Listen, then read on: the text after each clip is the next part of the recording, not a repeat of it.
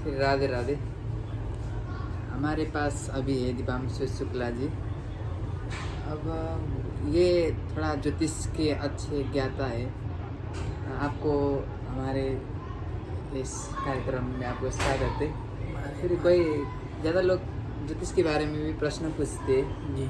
अभी क्या है ना, शादी के समय में थोड़ा मांगलिक दोष शादी का विचार किया जाता है। और ये मांगलिक दोष क्या है और मंगल कहाँ पर होने से मांगलिक दोष हो जाता है, और इसके बारे में थोड़ा आप हम लोगों को देखने वाले थोड़ा सा। मंगल का मूलतः विचार विवाह में किया जाता है कि जातक और जातिका दोनों मांगलिक हैं या नहीं। तो एक हमारे शास्त्रों में श्लोक, प्रमाणित श्लोक प्राप्त होता है कि लग्ने वै च पाताले जामित्रे अष्टमे कुजे कन्या भर्ति विनाशाय भर्ता कन्या विनाशाय। लग्ने हमारी कुंडली में 12 भाव होते हैं।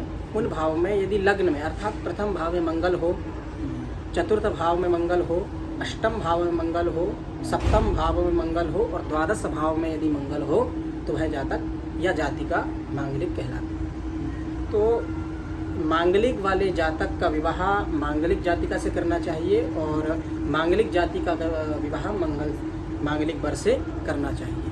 नहीं तो आगे कहते हैं कि कन्या भर्ति विनाशाय भर्ता कन्या विनाशना।